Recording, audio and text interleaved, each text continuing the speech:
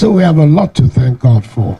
And I want to commend the president for thinking of this initiative, for making it real. Praise the Ghana. Hallelujah. Thank you very much. This is a praise and worship section.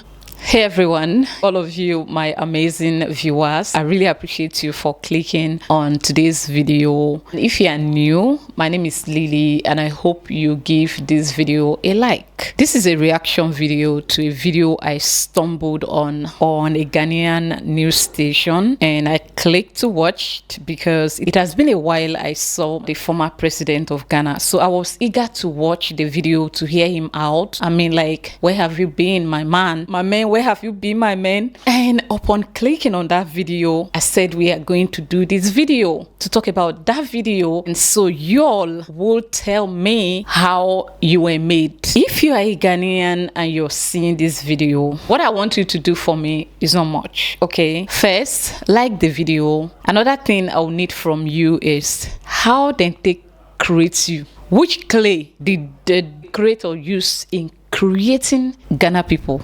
See, I'm talking about the peaceful nature of the people of this country. Yes, praise the Ghana. Hallelujah. Thank you very much. This is a praise and worship section for Ghana. It's okay, that is, if it's gonna sound that way, but truth be told, from my heart, I'm like, we are doing this video so we can talk about that video, because I want to know, how were you created? How were you raised? What were you told about this world that have made you so peaceful like a dove? You know, I'm saying this because of this speech by the former president of Ghana, talking about the current president of Ghana from another political party. Like I said, praise Ghana o'clock. You can say hallelujah down there at the comment section. While on that, let's take a look at the video. All of us have to support this initiative.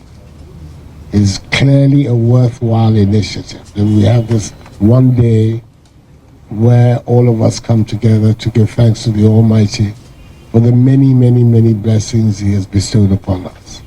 And you've identified one of the most important is the stability, the unity of our country and its stability. Our country is the only one in West Africa, perhaps one of the few on the continent, that has never had a civil war. On the 7 years since independence, we've had our problems, coups, etc., but the country has never broken apart, and we have never ended up fighting each other because of politics or power. And that is a blessing for us, and we're continuing down that road. We're now in the Fourth Republic, which has given us an occasion 4 times to change governments peacefully. And it has now become what happened in December last year, shows that it is now part of the culture of our country that we should have these popular consultations that lead to peaceful transfers of power. So we have a lot to thank God for. And I want to commend the president for thinking of this initiative and for making it real. So I'm grateful for your presence.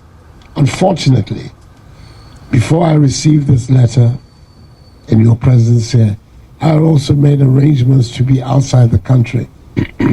Largely, you say I look fresh, but I need to be sure. So, largely for my doctors to have an extensive period to look at me. So I'll be leaving the country in the course of the next week, and I'll be away for over a month on that. So I will not be present. But definitely I'll be there with you in spirit, I'll be there in heart. I don't know whether it will be appropriate for me to address a short note to you, of which you can read on the occasion, to express my support. Or even that, I'm prepared to do something. Bring me a text, and I'll do something. Yeah, and we'll look at it. So I want to congratulate all of you for undertaking this important national assignment and devoting your energies to it. It's all in the interest of our country.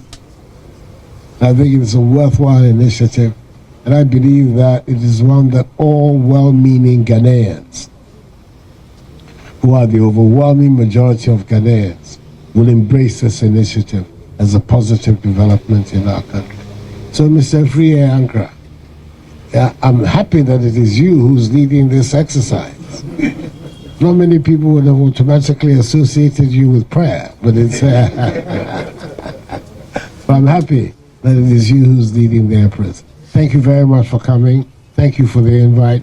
You convey my warm greetings to the President and Chief of Staff who wrote to me and for this meeting. Thank you very much indeed. Coming. Now you understand why we are doing this video, guys. It is that spirit of togetherness, that collaboration spirit, that togetherness, that my country first thing.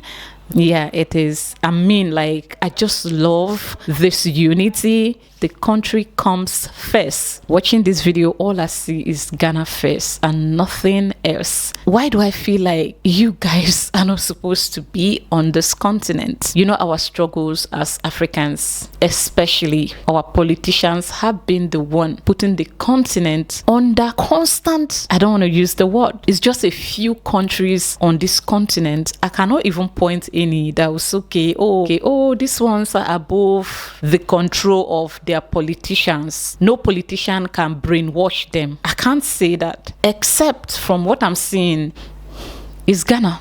In case this video sounds like praise the Ghana, all you have to do is say hallelujah. Otherwise, that is not what it's meant for. But I just feel like there is something about the peacefulness of the Ghanaian people. I think it has everything to do with the country itself. Guys, you guys should be ruling Africa. You should be the role model of Africa.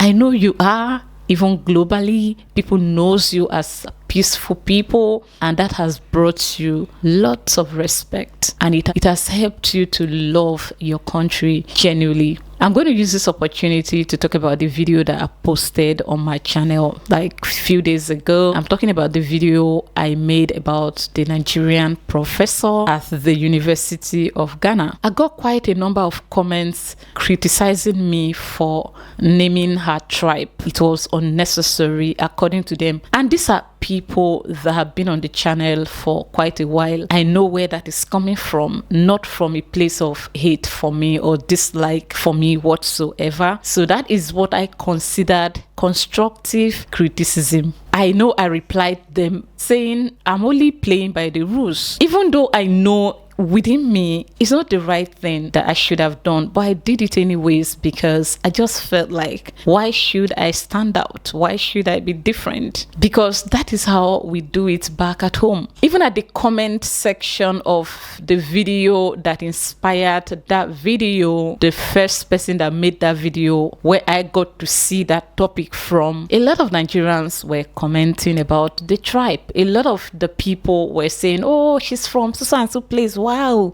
thank God, now a person. So why should I go against them? And I want to use this opportunity to apologize to people who may have felt they expected better from me, but I let them down by mentioning professors' tribe instead of just leaving it as it is, a Nigerian. But truth be told, I have done a couple of videos here in the past. I have named and shamed people. I have called them out like their tribe. You get it? And a lot of those videos are not really on a positive note. So when I got the opportunity to do something positively, I wanted to put them there. You know, I believe in fairness. I felt like, okay, if at some point I have said, you guys are in the habit of this, you guys are in the habit of this. So if something good comes out from there, I wanted to do that. And I want to apologize to anyone that felt offended that I mentioned the professor's tribe instead of leaving it as it is.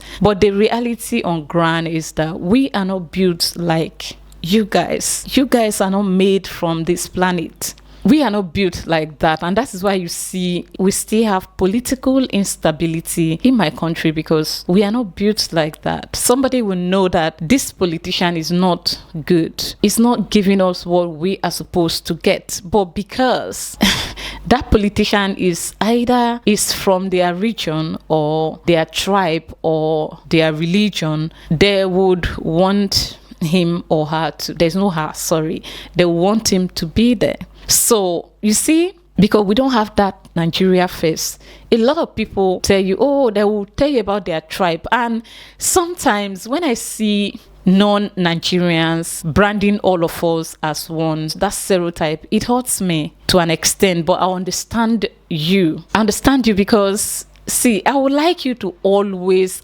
don't be shy to ask a Nigerian, where are you from? Especially if you're going into a relationship or a business with a Nigerian. That way it's going to help you shape your mindset about us. You're going to know that internally we are struggling. A lot of us are like fishes in an ocean filled with sharks, and we are here by the grace because of bullying and oppression by our own fellow citizens. Watch and see the next presidential elections that will be happening in my country. You will see the internet will be busy, people trolling other people. They wouldn't want you to speak.